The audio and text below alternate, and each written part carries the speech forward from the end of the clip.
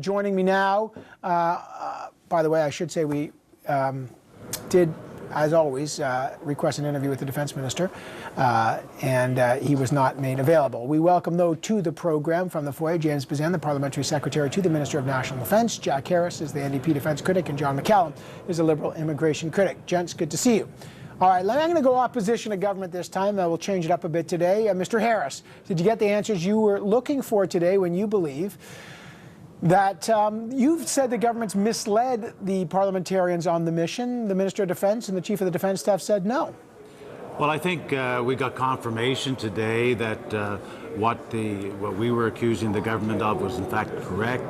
That we now have Canadian soldiers, ground troops accompanying the Iraqi forces to the front lines, engaged in combat. I mean, I think the firefight is one thing where you're shot upon, you shot back, but you're there to engage in aggressive warfare with the other side by calling in airstrikes, by painting targets. You're there in a combat role, frankly, doing that, and that's what we were told. We were told happened. We said that there was mission creep, and they used the word evolution. It's the same thing. There's an advance on what we were told before, and despite all the torturous language that we heard from the Chief of Defence Staff, clearly we have Canadian soldiers accompanying the. What do you mean torturous language? Well, he reverted to military doctrine and definitions. He didn't have any book with him to talk about that, but he tried to suggest that you weren't really accompanying them unless you were carrying guns that you were intending to shoot.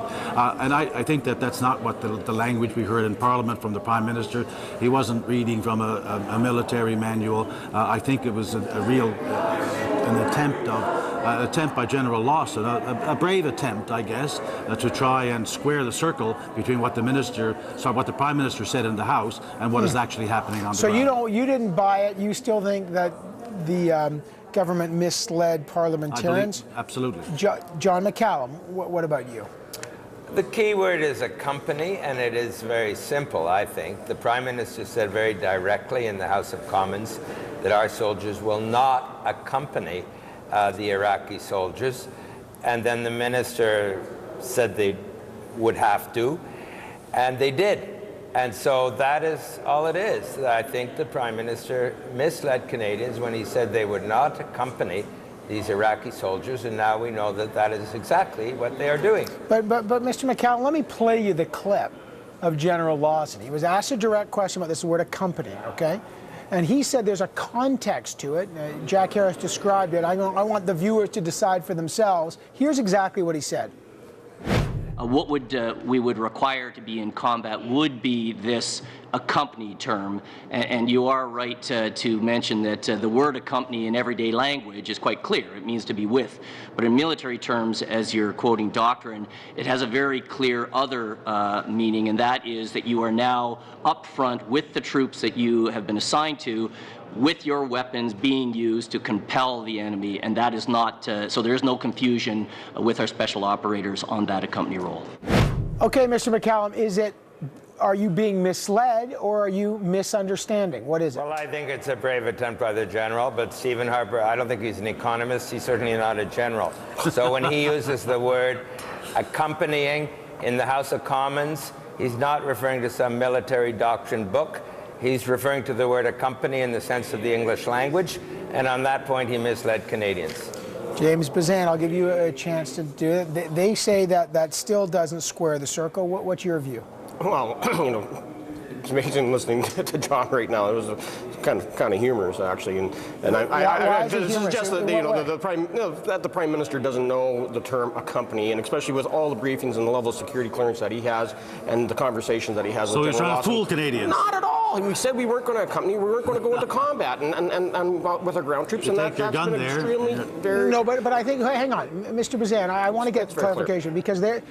If there's a different view of a company that the military says, oh yeah, that means we're at the front lines and possibly we can get shot at, but Canadians understood it as we're not with them at the front lines. Did the Prime Minister use the word in the military sense, and if so, is it incumbent on him to have explained that to Canadians? Look, and I think General Lawson was also very clear today in how the situations evolved where we did come under fire, and then they had to defend themselves. And it all relates back to that they try to mitigate the risk. They try to go in and make sure that there isn't going to be in a situation where they are going to be in a real firefight. And so in this situation, and in all three situations, they were at the front helping with military planning when they were fired upon. You never know what the enemy is going to do, and that's the reality of war. And so while we're there, we did see this mission change. It has progressed. The training has had a positive impact, and we're starting to take back territory, as was illustrated through the committee hearings today. Okay, let me ask you, everyone's using different terms here. There's mission creep, which is supposed to be negative. The government saying mission evolution is positive. But let me try to get clarification. General Lawson also said this today. He said that, and I'll quote him, "We in no way put our special forces troops anywhere near where we believe they will come under fire."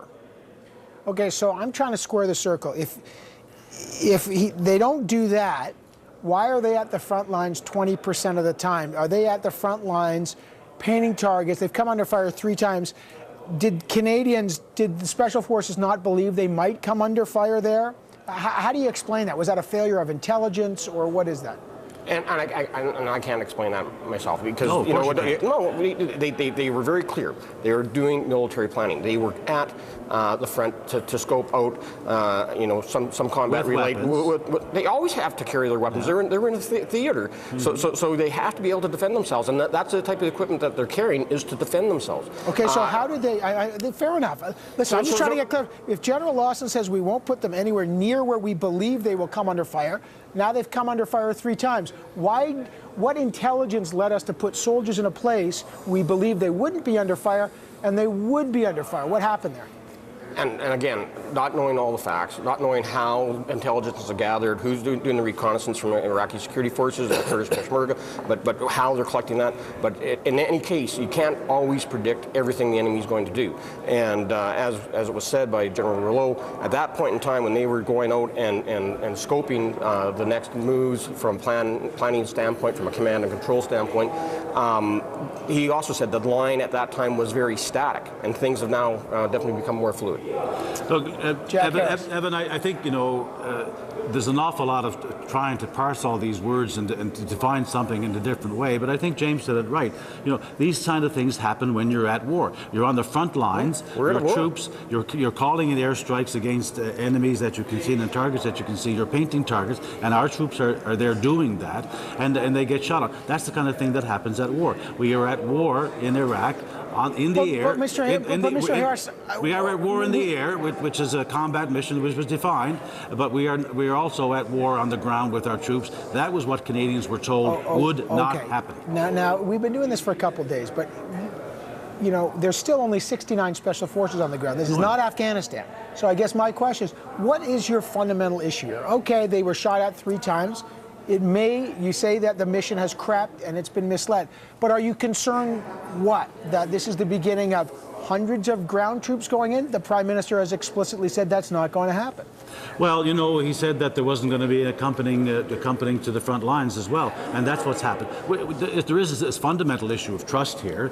We do have 69. That 69 is not written into the motion before Parliament. In fact, ground troops are not even written into the motion. So it's a question here of, do we trust this government? We've got mission creep, we've got escalation, evolution, call it what you will. And where is this leading? Progress. Where is this leading? And we think Canadians have already been misled, and there's further danger of escalation here, as we've seen happen before in Afghanistan. All right, let me talk about costs. Mr. Bezan, how much has Canada spent on this mission? What's the cost thus far, 3 months in? Why can't the Canadian public know about that?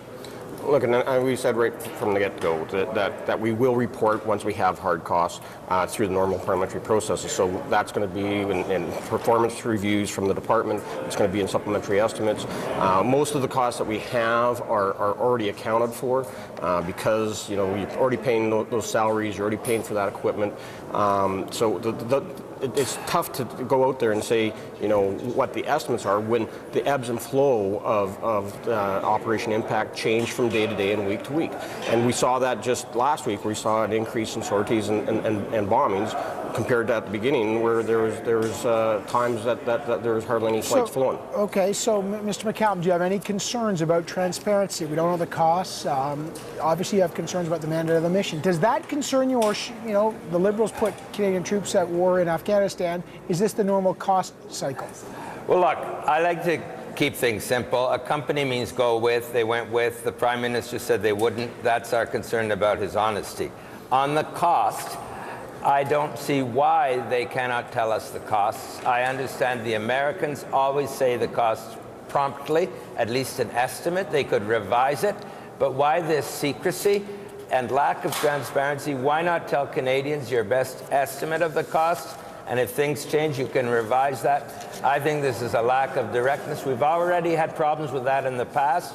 When the Parliamentary Budget Officer came up with an estimate of the costs, when the government refused to give those costs. So I think we need clarity on that, and I fault the government on that. And they have cost estimates. They had them in front of them when they made the decision to go for a 6 month. That's for a 6-month mission. They just haven't released them. Gents, I got a minute here, but I want to ask you all about this. ISIS has given the Jordanian government until sundown this evening to exchange a failed suicide bomber for a Jordanian fighter pilot and possibly the Japanese journalist Kenji Goto.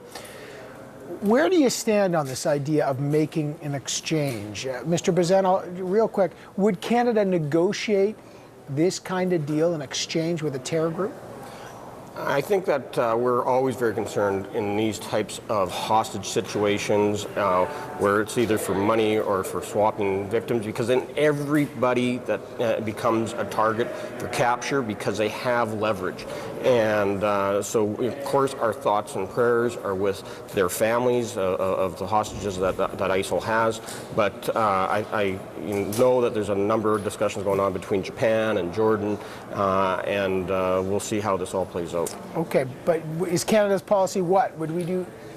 Well, we definitely don't pay ransoms, right. and you know, in a normal war where there's exchanges of prisoners of war, where the Geneva Convention is being respected, that's one thing. This is a whole different ballgame with the terrorists. Jack Harris? Yeah, I think, you know, these ransom situations, the Japanese cases, I think very, very clear. With so-called prisoner exchanges, we've seen that happen between the Israelis and the Palestinians, but normally not in the heat of battle and activity, always well after the event. So it's not something that we would want to encourage. Liberals? John McCallum? Yeah, I agree. Look at that. James Bezan, Jack Harris, John McCallum. Obviously, tomorrow, lots to see on the security legislation, which is the other piece of the security puzzle. But I appreciate your time, gents, as always. Thanks so much. Thank you very much.